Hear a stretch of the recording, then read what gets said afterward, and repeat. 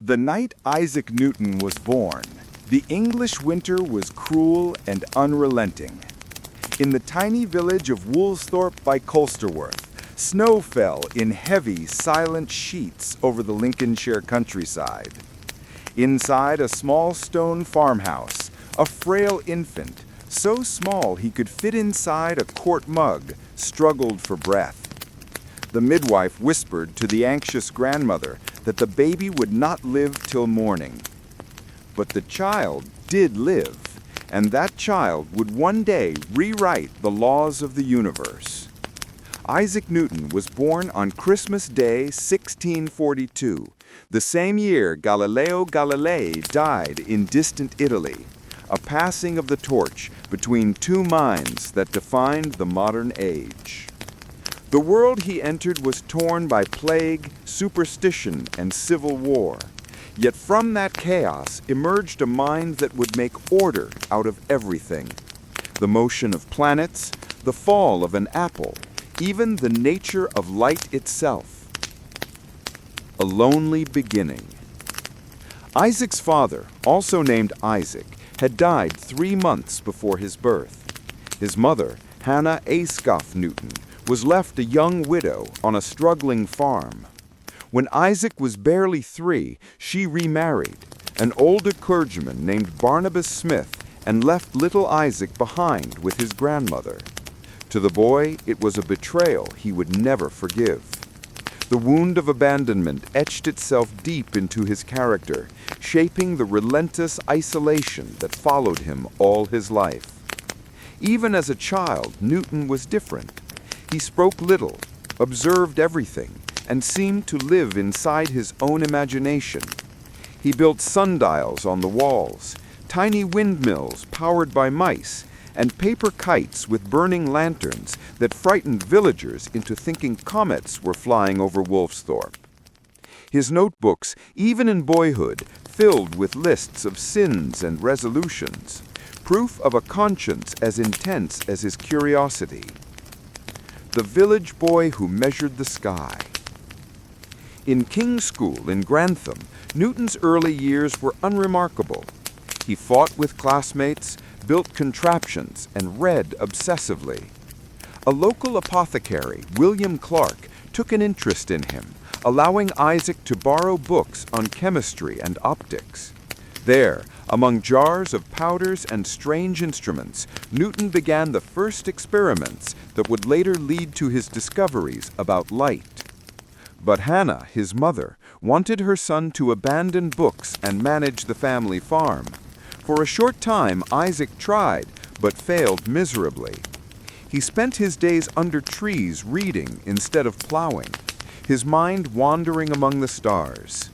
Seeing his disinterest, an uncle, Reverend William Ascough, convinced Hannah to send Isaac back to school and eventually to the University of Cambridge. That decision changed human history. Cambridge, the forge of a mind. In 1661, a shy, lanky 18-year-old arrived at Trinity College, Cambridge. He spoke little, dressed plainly, and supported himself as a subsizer, a student who waited on wealthier students in exchange for tuition. Cambridge at that time was still steeped in Aristotelian philosophy, the ancient idea that everything in the heavens moved in perfect circles and that heavier objects fell faster. Newton listened, but questioned everything. He discovered the works of Descartes, Galileo, Kepler, and the forbidden genius Copernicus, whose ideas had been condemned by the church. Newton devoured them in secret, his notebooks filled with sketches of orbits, equations, and speculations about motion, color, and force. In 1665, he graduated with a bachelor's degree, quietly, without honors, but his true education was only beginning. The Plague Years. In 1665, the Great Plague of London swept through England, killing hundreds of thousands. Cambridge closed its doors, and Newton returned to Woolsthorpe to avoid infection.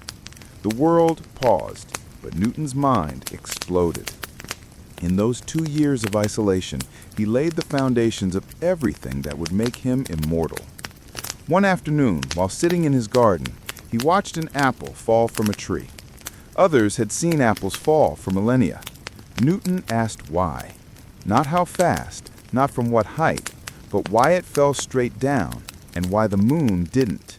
In that simple observation, he began to see that the same force pulling the apple to Earth also held the moon in its orbit. The laws of the universe, he realized, were universal. In that miraculous period between 1665 and 1667, Newton developed the theory of universal gravitation, invented calculus, a new branch of mathematics to describe motion, discovered that white light is made up of all colors, built the first reflecting telescope, eliminating distortion caused by lenses, drafted the beginnings of what would become his masterpiece, Philosophiae Naturalis Principia Mathematica. The plague years were for Newton a divine solitude. While the world hid from death, he uncovered the architecture of creation itself. When the plague ended, Newton returned to Cambridge with notebooks full of discoveries that no one else could yet understand. His mind had gone far beyond the curriculum. He began lecturing on mathematics and optics, building instruments and conducting experiments with prisms, mirrors, and sunlight. In 1669, at just 26, he was appointed Lucasian Professor of Mathematics, the most prestigious chair in England. Centuries later, it would be held by Stephen Hawking. But Newton was not like other scholars. He avoided conversation, rarely smiled, and worked in isolation for days, forgetting to eat or sleep. His rooms were cluttered with instruments and chemical jars, his private laboratory of light and motion. He once said, "If I have ever made any discoveries, it has been owing more to patient attention than to any other talent." Still, not everyone appreciated his brilliance. Some professors mocked his ideas, others dismissed him as eccentric. Newton retreated even deeper into secrecy, sharing little until his work was absolutely perfect. That perfectionism would both define and torment him for life. The light split in two. In 1672, Newton finally revealed one of his first great discoveries, that white light is composed of a spectrum of colors. Using a prism, he split sunlight into a vivid rainbow and showed that color was not created by glass, but inherent in light itself. He sent his findings to the Royal Society, London's most prestigious scientific institution. But instead of praise, he met with fierce opposition, especially from Robert Hooke, an older, influential scientist who accused Newton of stealing ideas and demanded credit. For Newton, who despised conflict, it was unbearable. The exchange grew bitter, personal, and public. After months of insults and letters, Newton withdrew completely from publishing. He locked away his papers and vowed never to share his discoveries again. The world had no idea that inside those locked drawers lay the laws that governed everything from the swing of a pendulum to the motion of planets. The solitary genius. For nearly a decade, Newton lived in near silence. While England waged wars and rebuilt from fire, he buried himself